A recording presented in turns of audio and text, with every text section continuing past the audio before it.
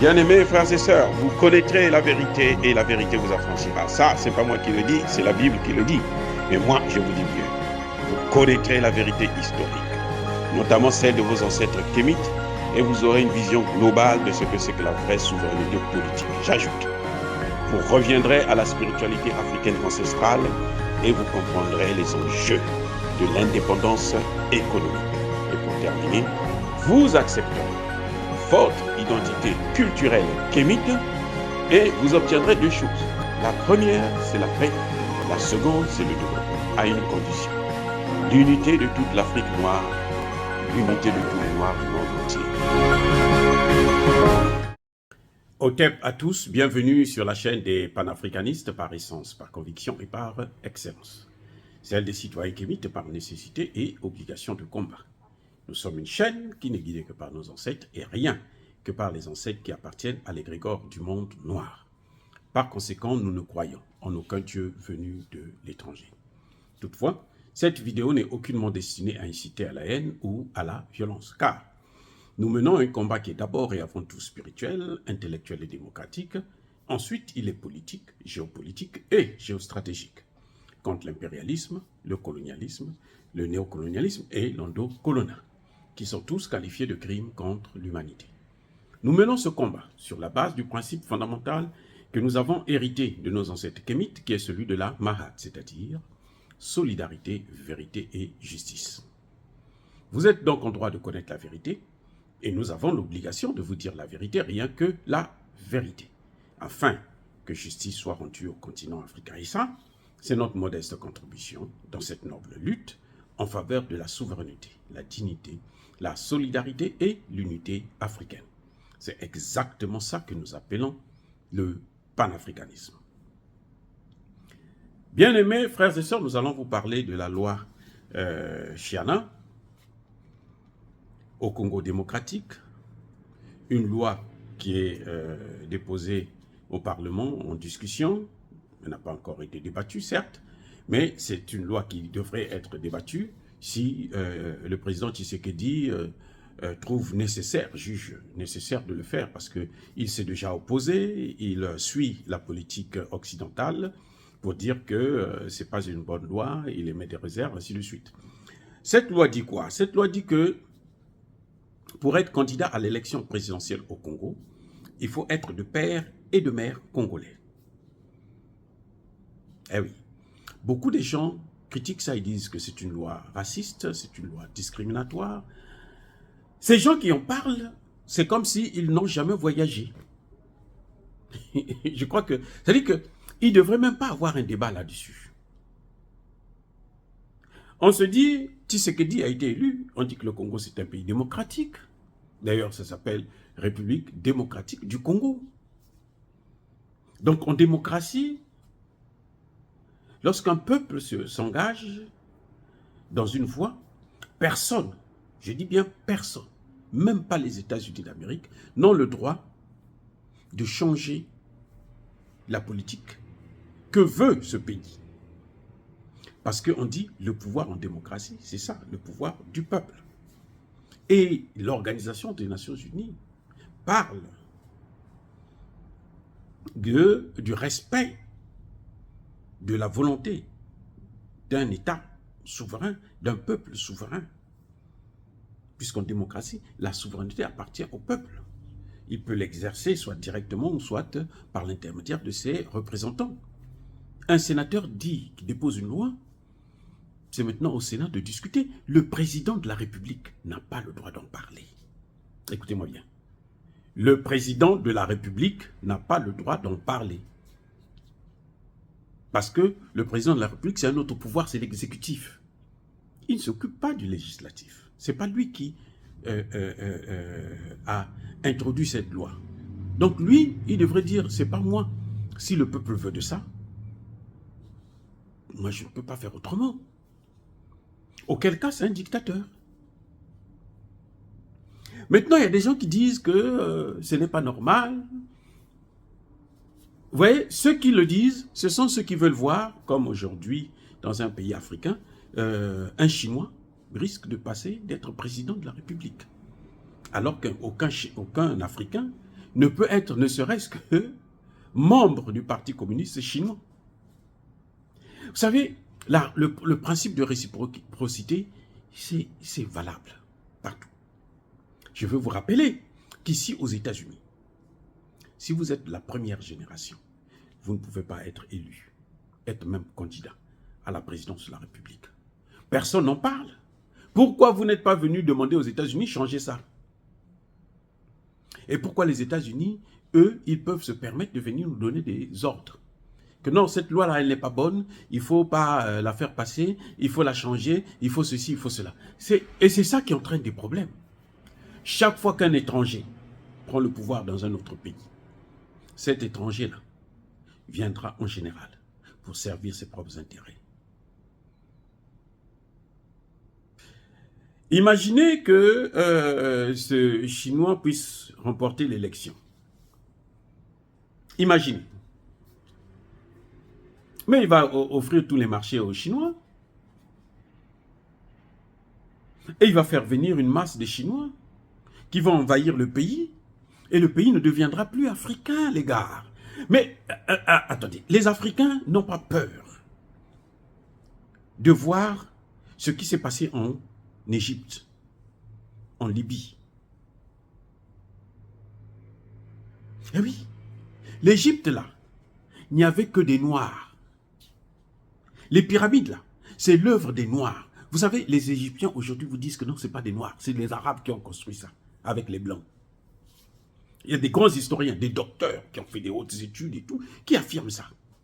Et ils sont conscients que c'est le mensonge. Hein. C'est pas qu'ils ne sont pas conscients. Ils sont bien conscients que c'est le mensonge. Que c'est l'œuvre des Noirs. Le Sphinx, là, que vous voyez là, le plus vaste, le plus grand monument de ce monde. Quand vous le voyez, il a un nez qui ressemble au mien. La partie qui avait été cassée là, c'est Napoléon qui avait fait le travail.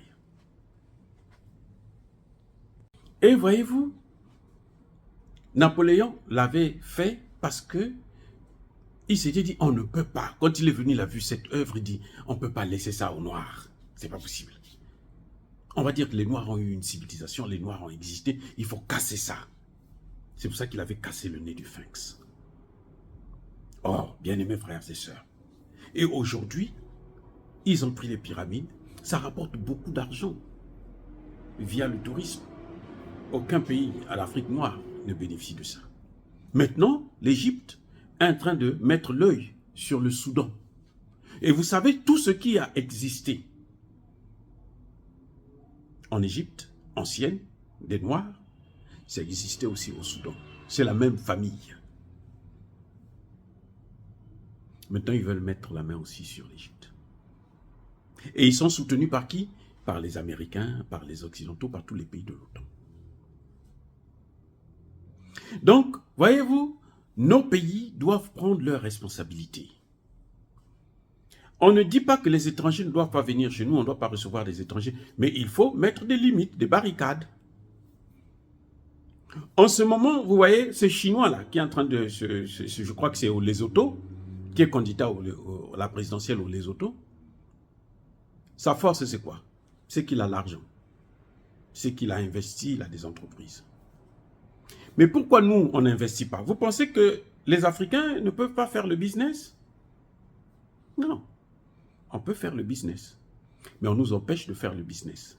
Tout est fait pour que nous ne puissions pas faire le business. Vous vous souvenez, Helmut Kohl l'a dit. La Chine nous a surpris, mais heureusement que nous avons l'Afrique qui continue toujours à être demandeur. Donc on va maintenir l'Afrique dans ce statu quo de pays, de continent sous-développé qui sera formé que de consommateurs. Nous partons sur des voies inégales. Quand on fait la course, là, vous devez être tous sur la même ligne de départ. Il n'y en a pas un qui va être à 5 mètres, un autre à 10 mètres, et puis un autre à 15 mètres, à 20 mètres, ainsi de suite. Et puis on dit que vous êtes en train de faire une course normale. Non, ce n'est pas une course. Les Occidentaux ont pris le dessus depuis qu'ils nous ont pris en esclavage, qu'ils nous ont colonisés. Ils ont pris le dessus, ils ont mis les Arabes à côté d'eux. Ils soutiennent les Arabes. Regardez dans tout Boko Haram, l'État islamique, tout ça, c'est dans les pays arabes que ça vient. Ça vient des pays arabes. L'Arabie Saoudite, le Qatar et autres. Ils sont soutenus par les Occidentaux.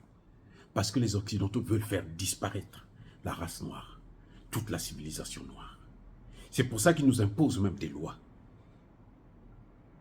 Donc, eux, ils envisagent d'avoir un Rwandais au pouvoir, ou un Ougandais au pouvoir, un étranger, ou même un Blanc, un Français, un Américain, un Belge. Parce que ce qu'ils ont fait depuis, ça ne suffit plus. Maintenant, ils veulent nous recoloniser, ils veulent reprendre, pire que la colonisation. C'est pour ça que vous voyez qu'ils installent des bases militaires partout en Afrique. Et comme nous avons des dirigeants tordus, comme le président Tshisekedi au Congo démocratique, qui sont incompétents, qui ne sont pas capables de taper du poing sur la table, eh bien, il faut s'attendre à ce que, si on ne fait pas, on ne met pas des barricades, si les députés ne prennent pas leur courage à deux mains, qu'on puisse être encore envahi. Regardez le 2 poids 2 mesures entre le Congo démocratique et l'Ukraine. Comment ils traitent le dossier ukrainien, comment ils financent. La France est au bord de la faillite. Mais ils trouvent quand même les moyens pour financer la guerre en Ukraine. Et la France, cette même France, n'a pas le courage, ne serait-ce de condamner le Rwanda. Parce que ce sont eux qui sont derrière le Rwanda. Ce sont eux qui sont derrière les étrangers. Parce qu'ils se disent maintenant, ce n'est plus des Congolais qui doivent diriger, il faut qu'on place des étrangers à la tête du Congo. Puisqu'ils ont ce qu'ils appellent, eux, le compromis à l'africain. Donc moi, ce député, je le salue. Je salue sa bravoure et je salue son intelligence. Ce n'est pas le Congo qui est le premier pays à le faire. Les étrangers comme Alassane Ouattara, qui a été soutenu par les États-Unis et la France, ce sont eux et les Nations Unies d'ailleurs, qui l'ont amené au pouvoir. On voit ce que ça donne, le résultat que ça donne. La Côte d'Ivoire n'appartient plus aux Ivoiriens. Vous prenez ça comme vous voulez, mais c'est la réalité, malheureusement. Alors, bien-aimés frères et sœurs, je crois que nous devons soutenir les députés qui ont une vision, comme le député Chana, là, qui a une vision. Chani plutôt, qui a une vision. Ça, c'est une vision. C'est très important. Il n'est pas encore allé plus loin. Si j'étais à sa place, j'allais demander que tu puisses être aussi non seulement de père et de mère, mais de grand-père et de grand-mère des deux côtés, pour être candidat à l'élection présidentielle. C'est le peuple congolais qui doit décider. Ce n'est pas les États-Unis, ce n'est pas la France, ce n'est pas l'Union européenne, ce n'est pas les Nations Unies. L'autodétermination d'un peuple, c'est ça. Nous sommes allés dans leurs écoles, c'est le droit qu'eux, ils nous ont appris, eux qui soi-disant sont civilisés, et eux, ils ne sont pas capables de respecter même les règles qu'eux-mêmes, ils ont établies. Mais c'est grâce à ça. Il y a un problème avec ces gars. Oh, bien-aimés frères et sœurs, il est important. Je ne dis pas que les étrangers ne peuvent pas venir vivre dans nos pays. Mais il faudrait qu'il y ait des barricades. En principe, même les terres, là, les étrangers ne devaient pas acheter des terres chez nous. Ils devraient louer. Parce que nous n'avons pas encore les moyens. Ce sont eux qui ont les moyens et ils viennent, ils achètent. Et quand nous aurons les moyens, on ne va pas acheter encore chez eux ce qui nous appartient. Et c'est les mêmes gens. Vous voyez ce qui se passe au Zimbabwe? Le Zimbabwe, là, Mugabe a été décrié, traîné dans la boue, par tout le monde, y compris par des Africains, parce qu'ils voulaient seulement récupérer ce qui appartenait aux Zimbabwéens, pour le leur remettre. Ce qui avait été volé par des Anglais. Vous voyez, en Afrique du Sud, il y a des villes où un noir n'a pas le droit d'y rentrer. On est en Afrique du Sud, c'est chez nous. Mais un noir n'a pas le droit d'y rentrer. Ça, nous ne devons pas tolérer ce genre de choses-là. Ils n'ont qu'à aller faire la politique chez eux-mêmes. Qu'ils nous laissent notre Afrique. S'ils pensent que c'est avec leurs investissements qu'ils vont nous acheter, qu'ils vont acheter nos terres, nos cœurs, nos pays, ils n'ont qu'à rester avec leurs investissements chez eux. On ne leur demande pas de venir. L'Afrique a vécu plus de 300 000 ans sans les autres. Elle était seule. Elle n'était pas partie envahir les pays et puis coloniser les pays, non. Ou mettre la main sur les ressources naturelles. Le Congo appartient aux Congolais. Et ce sont les Congolais qui doivent gouverner le Congo.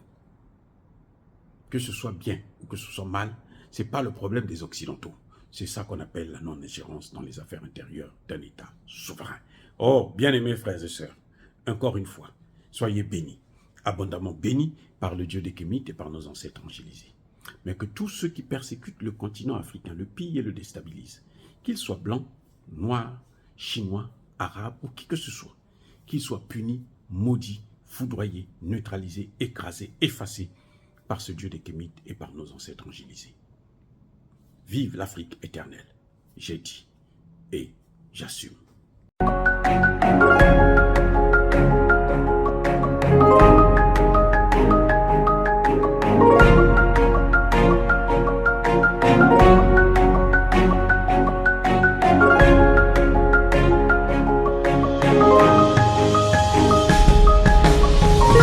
Eux, ils marchent par la foi et non par la vue. Mais moi, je vous conseille vivement de marcher par la connaissance scientifique et historique, notamment celle de nos ancêtres kémites, par les 5 sens et par l'intelligence. À vous, à Pierre.